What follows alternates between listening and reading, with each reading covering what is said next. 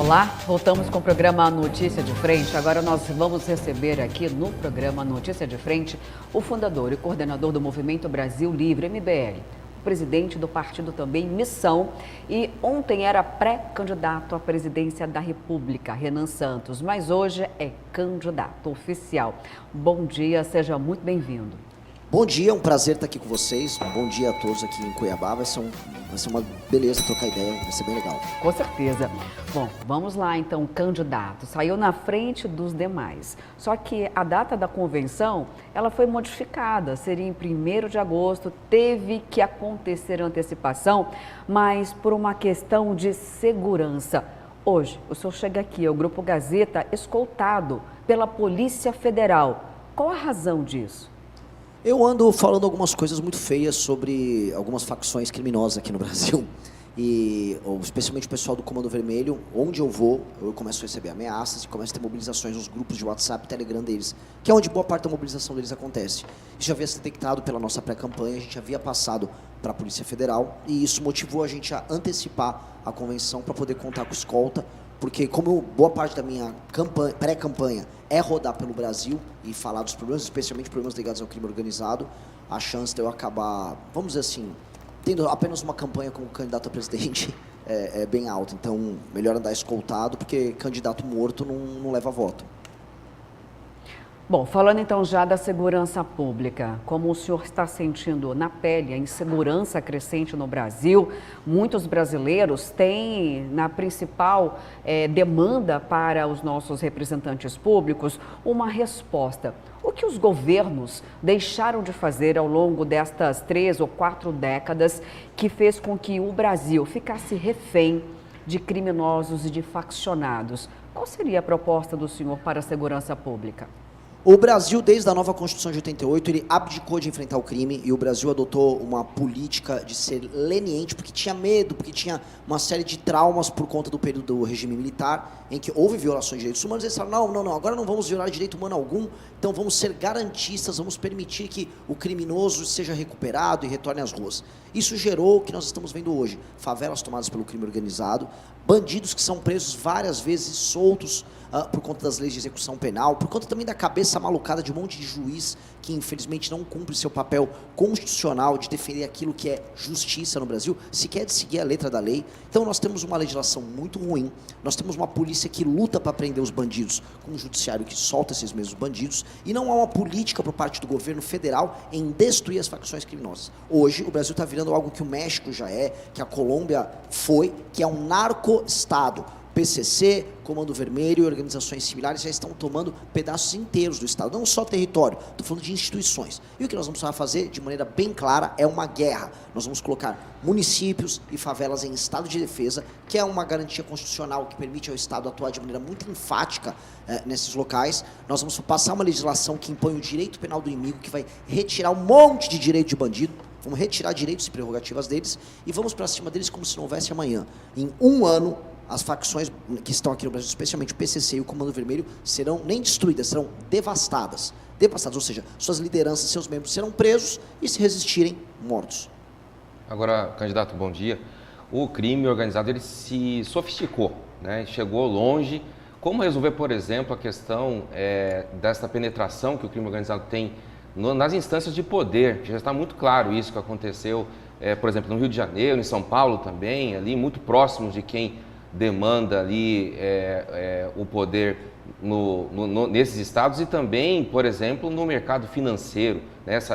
Esse tipo de investimento que essas organizações chegaram longe. Como combater esse tipo de situação se, em tese, boa parte ali de alguns poderosos, até de gente que detém bastante recurso financeiro, está ali abraçado com o crime organizado atualmente?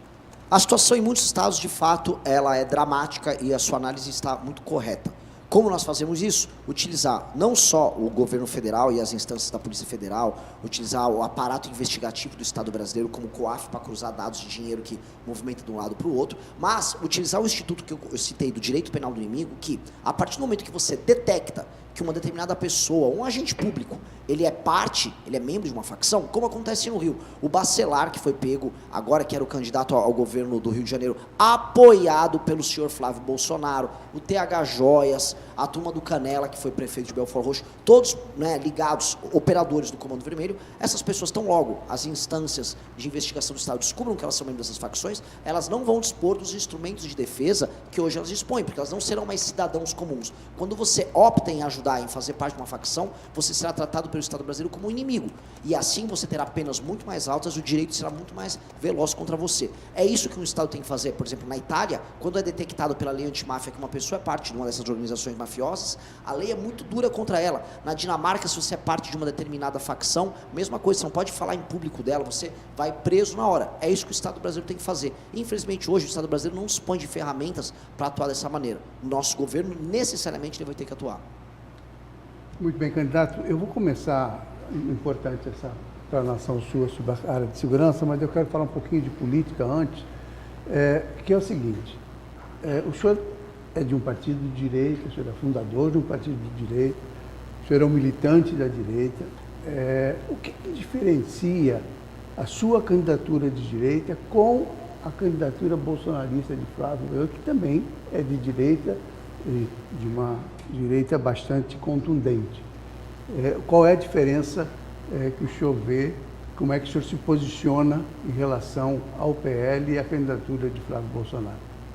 Olha, eles são direita em termos nominais. Nós somos como água e óleo.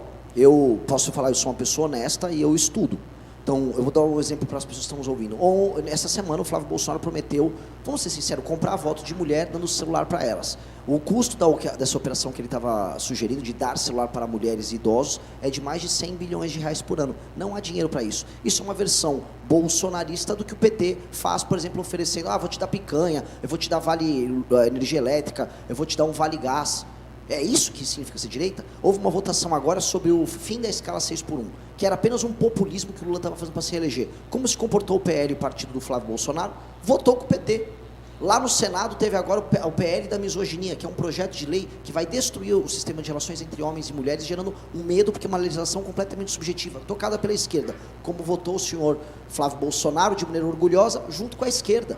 Então, não dá nem para falar que a gente está no mesmo campo, porque é uma figura política, casuística, oportunista. E aí eu vou levantar um outro ponto.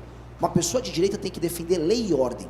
Lei e ordem é um dos princípios basilares daquilo que se coloca como institucionalista conservador. Há lei e ordem no Rio de Janeiro. O senhor Flávio Bolsonaro apoiava toda aquela bagunça envolvendo o Comando Vermelho. O candidato dele era o Bacelar, que foi pego agora, de acordo com a Polícia Federal, por ter vínculos institucionais e operacionais com o Comando Vermelho.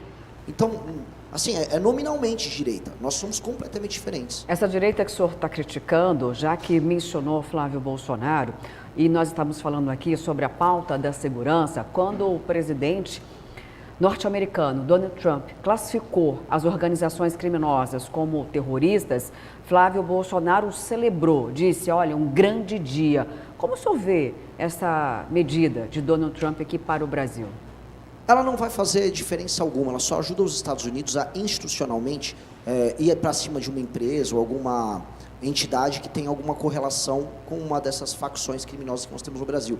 Isso apenas aumenta o poder americano. Uma coisa que eu preciso falar para você que está nos assistindo é, os Estados Unidos não são bonzinhos, eles não gostam da gente, o Donald Trump acha a gente um bando de cucaracha, ele só não quer que o brasileiro imigre para os Estados Unidos, e ele quer aumentar a projeção de poder americano para cá. Quem vai resolver o crime organizado no Brasil é apenas o Brasil. A gente tem que parar de acreditar que o americano vai vir nos resgatar. Isso é um escapismo, isso é uma fuga da realidade. O que o Donald Trump fez com a gente, agora foi taxar o Brasil. Nós somos taxados pelo Donald Trump.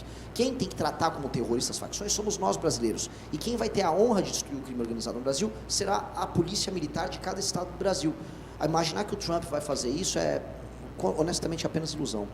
Candidato, mudando um pouco de assunto agora, falando sobre a questão trabalhista, entre as suas propostas, você pretende alterar a questão da CLT, né? E para um sistema mais moderno, onde haja essa possibilidade de negociação mais direta entre patrão e empregado. Por questões óbvias, você não acha que a situação do trabalhador vai estar sempre desfavorável em relação a essa negociação com os seus empresários, ou quem manda ali realmente na empresa, e corre o risco de perder alguns direitos básicos trabalhistas?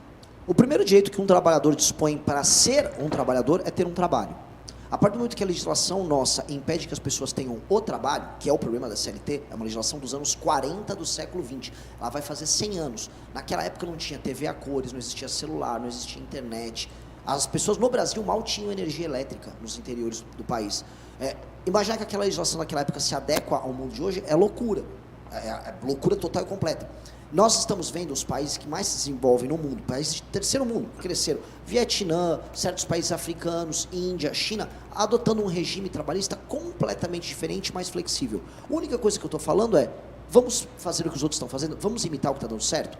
O Brasil tem que parar de inventar moda ou querer se apegar a coisas que estão dando errado e só imitar o que está dando certo. Até porque o brasileiro, se a legislação nossa fosse muito boa, ele estaria então ficando aqui, os americanos ou gente de países que, vamos dizer, que tem legislações como eu defendo, estariam se mudando para cá para serem protegidos pela CLT. Não é o que acontece. As pessoas estão saindo daqui do Brasil e indo trabalhar em outros países que têm um regime trabalhista mais flexível. E é muito melhor a pessoa poder vender a hora de trabalho dela. E existem sindicatos, você pode fazer negociações coletivas que permitem que o trabalhador tenha uma boa posição para negociar, seja com uma fábrica, seja com um setor. Certos setores dos Estados Unidos são tão sindicalizados que já tem uma tabela de preços extremamente alta. Eu vou dar um exemplo. Roteiristas, toda a arte de produção cinematográfica nos Estados Unidos é altamente sindicalizada e paga-se muito bem. A questão toda não é impedir a negociação coletiva, é permitir a venda por hora de trabalho e não ter tantas amarras por lei na hora de você contratar uma pessoa. Isso facilita muito a feitura de contratos, porque a partir do momento que você pode se sentir mais livre para contratar e demitir uma pessoa, você fica mais livre para investir. E no Brasil todo mundo tem medo de investir,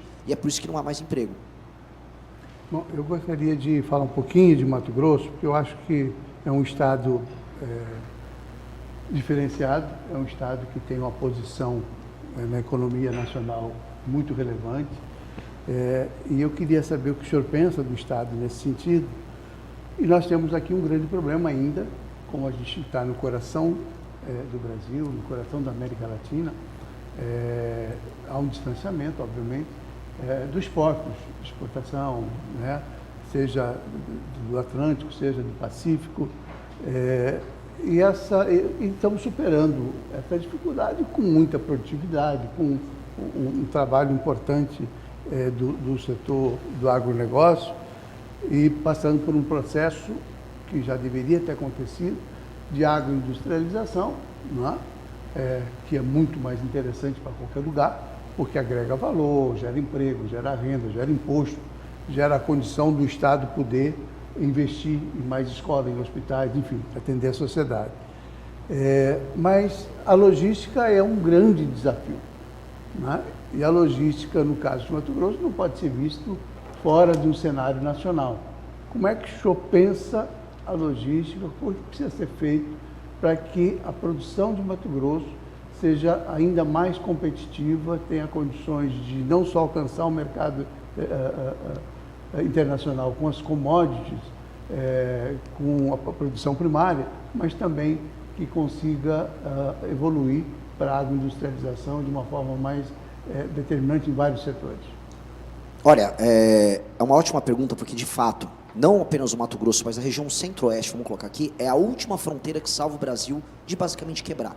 A capacidade produtiva, o aumento da produtividade do agro brasileiro, e do agro especialmente aqui no Mato Grosso, ela cresce a níveis chineses. É o único setor brasileiro que acompanha ganhos de produtividade dos países que mais crescem no mundo. O resto da economia brasileira não cresce, a produtividade não aumenta. E nós precisamos parar de sabotar a agricultura. A agricultura precisa de 3 coisas. 1, segurança jurídica. Não dá para ficar tendo ONG, ou do nada aparece a FUNAI, aparece o INCRA e inventa moda relativizando o direito de propriedade ou atrapalhando a feitura de obras. O novo licenciamento ambiental, que nós defendemos muito, ajudamos a passar, ele é fundamental para permitir esses investimentos em infraestrutura que vão reduzir os custos de logística para que a produção do agro seja escoada. Segunda coisa, como eu já citei, infraestrutura e energia barata. E a terceira, que também é fundamental, é crédito abundante. Um país que tem os juros altos, como o Brasil, e as contas públicas estouradas, não vai conseguir ter planos safras bem feitos e crédito abundante, não só do plano safra, mas do próprio sistema financeiro nacional, para que você faça a transição, que eu considerei muito válida na tua pergunta, do agro para a agroindústria. O Brasil tem que ser a nação da agroindústria, porque com a agroindústria a gente está falando em ter marcas internacionais, produtos internacionais. Eu vou ser um pouquinho do Mato Grosso, mas tem a ver com a tua pergunta. Como é que pode o Brasil ser o maior produtor de café do mundo, só que o Brasil não é o país que mais fatura dinheiro com café? Estados Unidos tem a Starbucks, a maior marca mundial do café. Suíça tem a Nestlé com a Nespresso. A Alemanha tem marcas das mais diversas envolvendo café, de torrefação de grão, que eles vendem para o mundo. E sem produzir nenhum desses países café. Nós temos que ter marcas internacionais ligadas a todos os produtos agroindustriais que nós temos. Vai fazer parte, inclusive, de um soft power que o Brasil tem que ter perante o mundo. E nisso, o governo federal, a política externa brasileira e o agro brasileiro tem que se juntar e fazer essas parcerias para que a gente construa marcas internacionais ligadas à agroindústria. Porque não adianta a gente ficar só com um pedaço da cadeia, que é o pedaço mais primário, que é vender o grão. Isso já ajuda a gente, está pagando as contas. Mas e se a gente subir, se a gente sai do grão para a ração, da ração para a salsicha do porco, para a gente vender esses produtos e colocar na gôndola, numa prateleira na Alemanha, nos Estados Unidos? É aí que está o ganho financeiro. Construir marcas internacionais usando as vantagens comparativas que nós temos. E o futuro nosso tem que ser esse. Bom, nós também temos nessa esfera do agronegócio o tarifaço, né? Temos. Eu só queria pedir uma gentileza, porque eu perguntei sobre logística, que é um problema seríssimo de Mato Grosso que precisa ser enfrentado. O senhor tem ideia de como é que vai solucionar esses problemas? O senhor citou, energia é importante, tem uma série de situações, mas assim, como é que resolve a questão da logística? Vamos ampliar as ferrovias? Vamos aproximar de alguma maneira o setor produtivo, a produção de Mato Grosso dos portos do Atlântico? Como é que você tem feito isso? Como é que o senhor pensa isso? Desculpa, não só do Atlântico, Luciano. Atlântico e Pacífico. Nós temos que andar com a ferrovia Xangai-Ilhéus, que é um projeto que inclusive a China está de olho em fazer. Nós precisamos conectar a Ferrogrão, nós precisamos fazer uma conexão que vai lá de Santarém até o Porto de Santos, para você ter os dois caminhos, que hoje é um caminho que vai para o Canal do Panamá e outro que vai para o Atlântico, mas nós também temos que ter o nosso próprio caminho que cruza Pacífico e Atlântico, que passa aqui pelo estado do Mato Grosso e que vai ligar não só as riquezas ligadas à agricultura, mas também riquezas naturais ligadas à mineração. A China está de olho nisso e quem tem que fazer a exploração disso é o Brasil. A questão que eu havia citado na outra resposta é, nós precisamos ter o licenciamento ambiental sendo respeitado e os juros precisam cair para que o dinheiro entre no investimento em infraestrutura. Sem isso, não há investimento e esse é o grande problema brasileiro. Hoje, para você investir em infraestrutura, seja de energia, seja de ferrovia, seja de estradas e rodagens, seja de silo e armazenamento, a grana não está disponível. E por que o dinheiro não está disponível? Porque os juros é bizarro e ninguém se sente seguro em botar dinheiro para fazer uma obra, quando do nada pode aparecer uma tribo indígena a 150 km da ferrovia reivindicando que aquele local, na verdade, está fazendo um barulho e está atrapalhando as tradições primordiais deles do período do Neolítico. Isso é uma loucura. São essas loucuras que a gente tem que brecar. E essas loucuras, para serem brecadas, são segurança jurídica e esses investimentos, esses modais. É óbvio que ferrovia e tem que ser muita ferrovia para a região. Nós temos que ter essas conexões entre os modais que vão para o norte e os modais que vão para o Porto de Santos, em São Paulo. E nós temos que construir a ferrovia Xangai-Lima, que é obrigatória, que vai permitir que a gente dê o bypass no Canal do Panamá, que é não depender do Canal do Panamá, que cada vez mais, falando até no Donald Trump, será a menina dos olhos do Trump para controlar o comércio da China entre Pacífico e Atlântico, e isso vai ficar nas nossas mãos e na mão dos nossos vizinhos, o que nos aumenta o poder geopolítico e vão diminuir muitos custos logísticos. Isso tem que ser função essencial, primordial do próximo presidente da República. Bom, e nessa esfera já do agronegócio, também da logística, mas é uma questão também importante, né? O tarifaço. Nós tivemos aí praticamente metade da cúpula do país culpando. O governo Lula, por não ter negociado como deveria, é um discurso. De outro lado, a culpa também recaiu sobre Flávio Bolsonaro, quando ele esteve nos Estados Unidos falando sobre as tarifas e a celebração também da família Bolsonaro em relação a essa atuação. E o senhor, como resolveria essa equação do tarifaço e prejudica o agronegócio brasileiro? Eu concordo com a análise, na verdade, o Lula está comemorando que está tendo o tarifaço, que ele vai poder ficar brigando com o Trump publicamente e falar que defende a soberania brasileira, o que é mentira. O Lula não se colocou na mesa para negociar com os Estados Unidos. Do outro lado, da família Bolsonaro puxa-saca do Trump. Então eles vão ficar comemorando porque eles gostam do Trump. O Eduardo Bolsonaro, no meio do momento em que o Trump tarifou o Brasil, ele ganhou agora um green card, está todo feliz que ele agora tem um green card dos Estados Unidos. Nenhum desses dois grupos tem condição de defender o interesse brasileiro nessa disputa. O que o Brasil precisa fazer? O Trump está muito preocupado. Duas coisas estão acontecendo e todo mundo que sabia, todo mundo que acompanhou a eleição americana já deveria saber. O Trump já avisou que ia taxar inúmeros parceiros americanos para refazer a ordem comercial global. Isso era plano dele, era claro que ele ia fazer, o Brasil não se antecipou, o Brasil não fez nada. Lula ficou quieto olhando. Os Estados Unidos, nesse conflito com a China, ele vai pegar da Groenlândia até a Patagônia, ou seja, toda a região americana, e vai transformar em reserva estratégica, que é isso que os Estados Unidos fazem desde o final do século XIX. Eles têm um comando sobre o nosso continente. Por isso que eles invadiram Venezuela, por isso que eles querem o comando sobre o canal do Panamá. E aqui no Brasil, eles querem retirar o Brasil de ser um parceiro primordial chinês. E a segunda coisa que o Donald Trump quer é ter a produção das terras raras aqui sendo feita pelos americanos, ou seja, a extração dos nossos recursos com o envio para os Estados Unidos, para que eles diminuam a dependência que eles têm da indústria das terras raras. Terra rara, para quem está nos assistindo, é uma série de componentes que estão na tabela periódica que ajudam a fazer a industrialização desse novo momento no mundo. Um avião F-35, que é o principal instrumento de guerra dos Estados Unidos, vai 0,5 tonelada de terras raras nos componentes deles. E hoje tudo vai da China. Se a China brecar o envio de terras raras para os Estados Unidos hoje, os Estados Unidos não têm mais forças armadas. Então, os Estados Unidos, como superpotência, depende do Brasil, que tem 20% das reservas.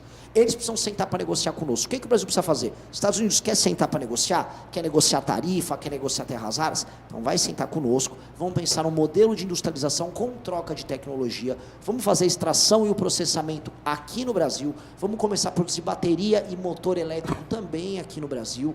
E a União Europeia também quer? Vem, a União Europeia, senta conosco. O Japão precisa? Vem. Eu conversei com embaixadores de todos esses países numa reunião que nós fizemos em Brasília, explicando, a postura do Brasil no meu governo será essa. Aí, quando forem tratar de tarifa, Donald Trump vai tratar do tarifaço, vai ser dentro de um contexto de negociação geopolítica envolvendo terras raras. Mesma coisa com a Europa, que fica utilizando as ONGs deles para sabotar a agricultura brasileira. É uma encheção de saco que os europeus fazem. Quer negociar terra rara com a gente? Vem para cá e vamos tratar do nosso agro também. Nós estamos numa boa posição, graças a Deus, para negociar. O que não interessa, entretanto, para o Lula hoje é fazer essa negociação que, por ele estava processando as terras raras brasileiras com a China, porque o Lula é um vassalo da China.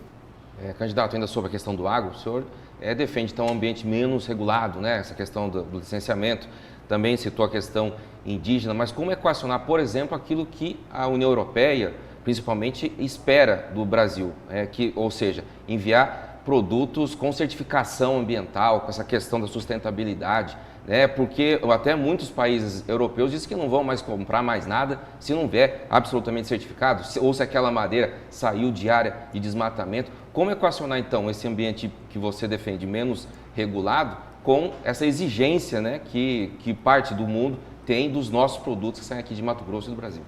O Brasil, ele conta com o Código Florestal mais desenvolvido do mundo. Só para vocês entenderem, uma propriedade aqui no Brasil, uma propriedade aqui no Mato Grosso, que margeia um rio, você precisa ter mata ciliar, você tem reservas obrigatórias.